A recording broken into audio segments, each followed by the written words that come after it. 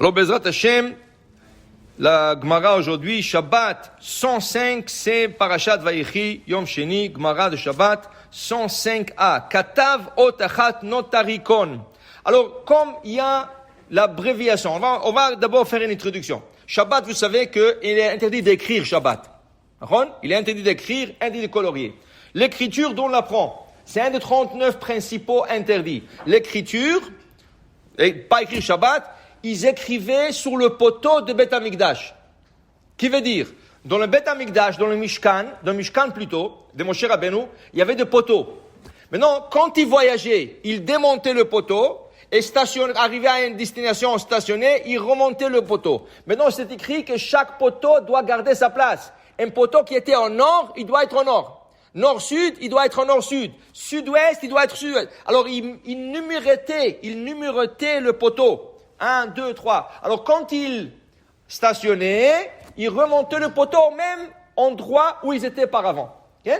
Maintenant, il y en a qui pensent, c'est bien de faire aussi pour la souka. Tu as une souka, tu as des panneaux de souka. Alors, tu numérotes 1, 2, 3. Comme ça, l'année prochaine, tu mets chaque panneau à sa place de l'année dernière. C'est pas une obligation, c'est une recommandation. Mais là, on apprend que le Beth Amikdash, il y avait une écriture, il écrivait. Et Shabbat, c'est assour l'ikhtov. C'est interdit d'écrire, d'accord? Maintenant, il y a une façon d'écrire qu'on appelle l'abréviation. En hébreu, c'est notarikon. Mais c'est notarikon. Regarde. Je vais l'écrire le nom d'Hachem. Mais je n'ai pas le droit d'écrire le nom d'Hachem, à moins que j'écris un Sefer Torah, un Mezuzah. Alors, comment on peut écrire le nom d'Hachem sur un papier sans transgresser de ne pas écrire son nom? J'ai écrit la lettre He apostrophe. He apostrophe, c'est une abréviation qui représente le nom d'Hachem. Alors, quelqu'un qui va lire He apostrophe Hachem. Ou, par exemple, je peux prendre deux mots et le rendre abrégé. Comment? Je vais dire Be'ezrat Hachem. Au lieu d'écrire deux mots, Be'ezrat Hachem, qu'est-ce que j'ai fait? J'ai écrit Be'et, deux apostrophes, He, Be'ezrat Hachem.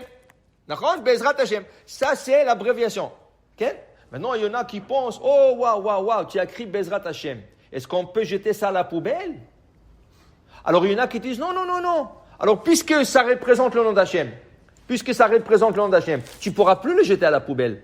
Alors, il faut que tu le mets à la Geniza.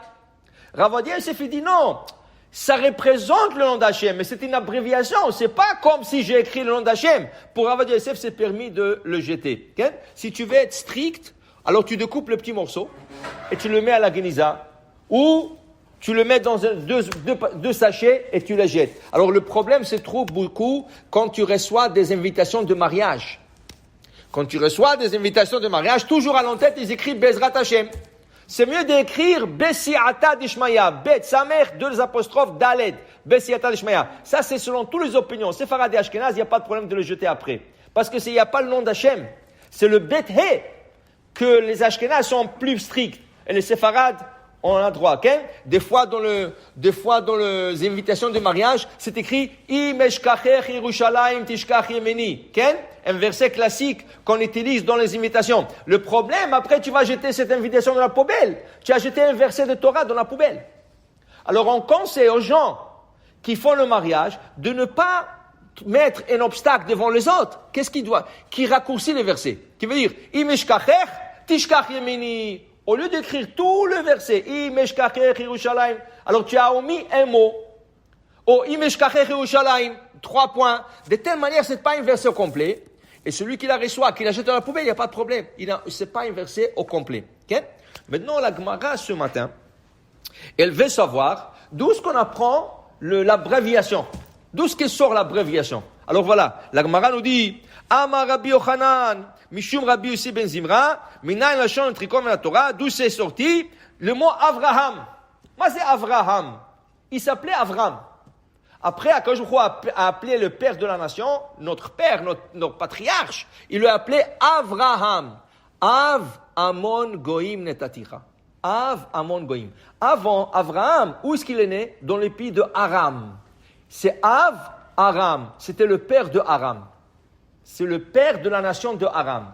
Mais une fois qu'il a suivi Hachem, il est parti en Israël. Lech lecha me'artzecha. Hachem dit, maintenant je vais te faire le père du monde en entier.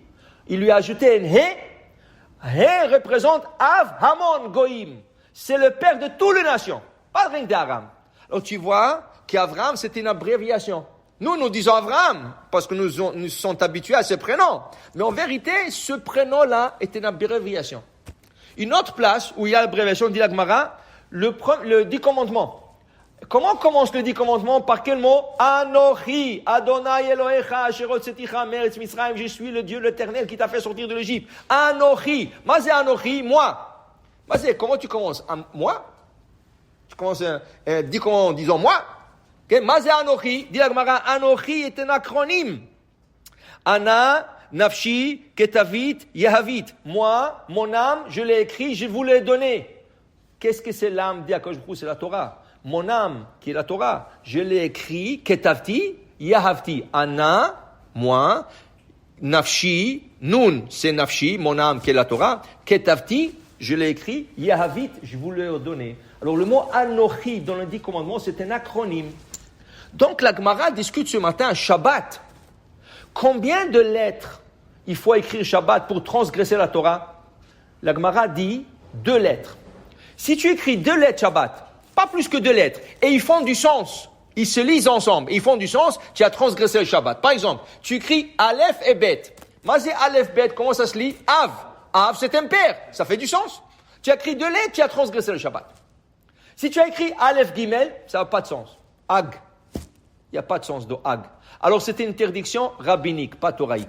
Tu as transgressé le Shabbat, Misurot, rabbinique et pas toraïque. Si tu as écrit Gimel, Gimel, okay? Gag, en toi, ça fait du sens, Chayav.